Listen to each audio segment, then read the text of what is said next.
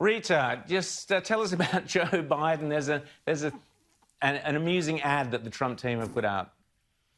Well, people were so thrilled, the Democrats anyway, that Biden managed to get through the auto cue without stumbling this week. But this video kind of gives you a picture of Biden before and after. Have a look. He went, he became president. I didn't go, and I'm still vice president. And in addition to that, we have to make sure that we are in a position that we are. Think about it. Everybody has known from day one how smart, how bright Hillary is. Everybody knows how tough she is. You know, the rapidly rising I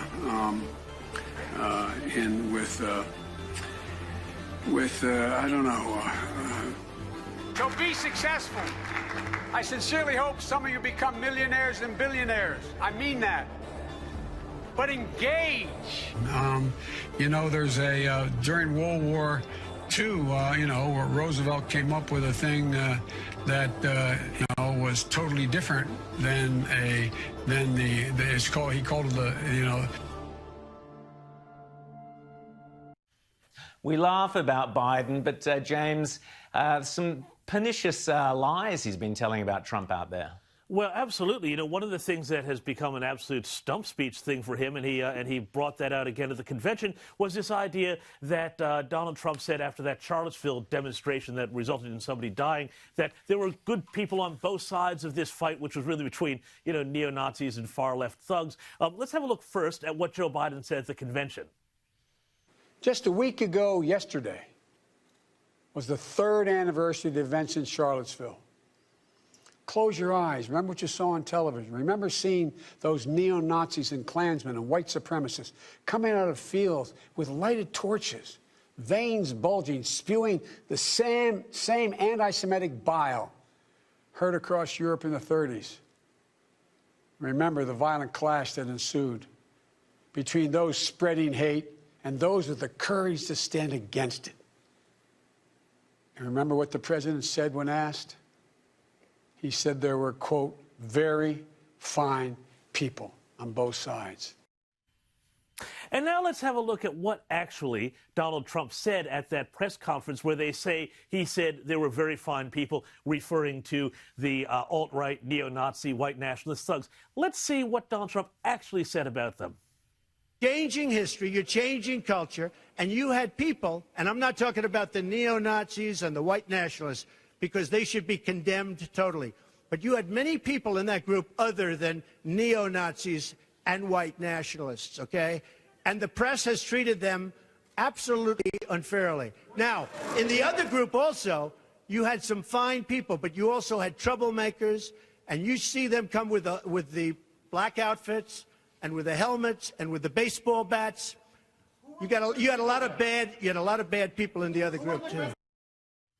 So not only was Donald Trump condemning the very people that Joe Biden and so much of the left media has said he was actually saying were quote-unquote fine people, but also, if you listen to him there, he completely called and predicted much of the Antifa and BLM lunacy that we've been seeing in cities across the country with people dressed up in these cosplay outfits going around and beating people up and smashing stores and attacking police stations and courthouses. Absolutely. Well, someone else...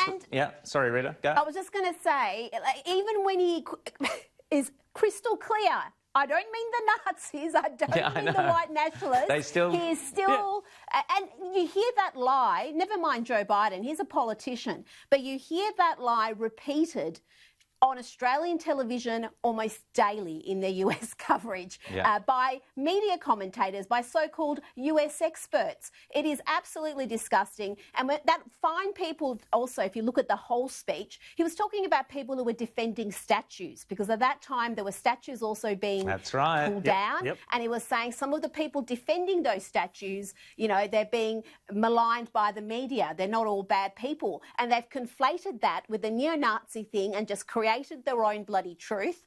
And it's 1984. It really is. It's crazy that we need to point this out. And with someone who has been causing embarrassment to the Democrats is, of course, like Labor in Britain, anti-Semitism is a problem they have to try and deny inflicts their ranks. Linda Sarsour, she was the one who was the Women's March. She's a virulent kind of anti-Zionist, her thing is. She says that Zionists can't be feminists. Zionist women can't be feminists. She's a pretty unsavoury piece of work, but the Biden camp are now saying, oh, no, she's got nothing to do with us, even though she was popping up at the rallies and elsewhere. Someone else, of course, a faction of the Democrats is the Democrat Socialists of America, and they count in their ranks people like AOC, Alexandria Ocasio-Cortez, Rashida Tlaib, and others.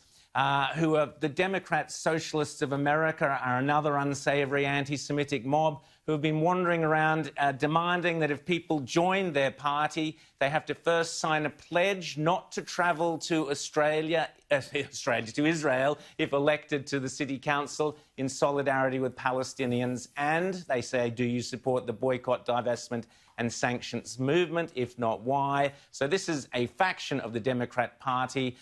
Pretty nasty stuff, Rita.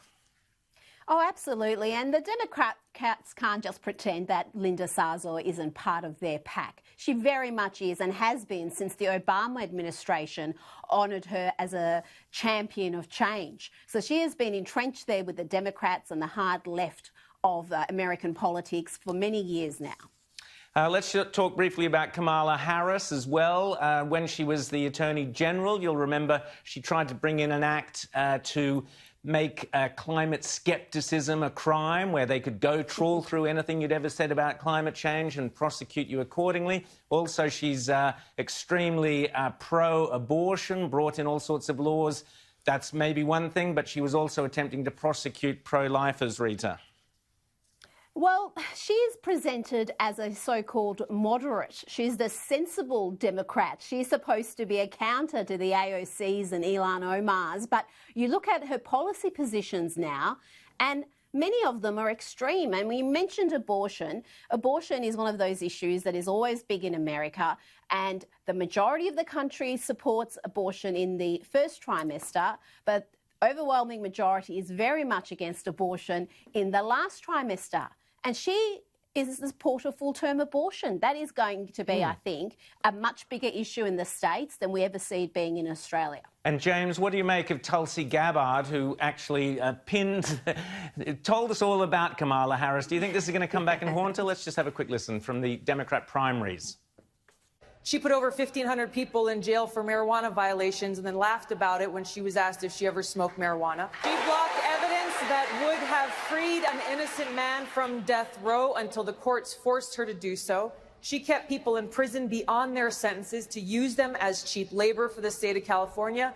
And she fought to keep cash bail system in place that impacts poor people in the worst kind of way. When you are in a position to make a difference and an impact in these people's lives, you did not. And worse yet, in the case of those who are on death row, innocent people, you actually blocked evidence from being revealed that would have freed them until you were forced to do so. There is no excuse for that.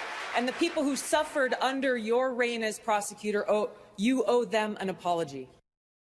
So, James, Tulsi Gabbard wasn't invited to the Democrat convention. No, what happened there? I don't know, and as a woman of color, you would have thought that maybe she would have gotten a Guernsey, but there you have it. In fact, actually, she, I think, did better at one point in the primaries than Kamala Harris, who did crash out fairly early with pretty low ratings, and I think that Tulsi Gabbard did pick up delegates, and yet she wasn't actually invited to the convention. Go figure. Now, James, quickly tell us about how the ABC managed to put a negative spin on the great peace deal, one of the great bits of news of the last decade. Oh, this is great. You cannot even make it up. They said that this is now, because of this peace deal between Israel and the UAE, which was brokered by Donald Trump, well, this has started up, more outrage in the Islamic world because of this. Well, this is This is utter nonsense for so many reasons. Number one, they can't admit that Trump did anything right. And in fact, actually, I would argue that Trump's foreign policy has been the most successful bit of his presidency. But number two, they keep repeating this lie of the Arab street, which keeps on getting, invoked against all sorts of things. And now they're saying, peace is actually bad. Come on, guys, really.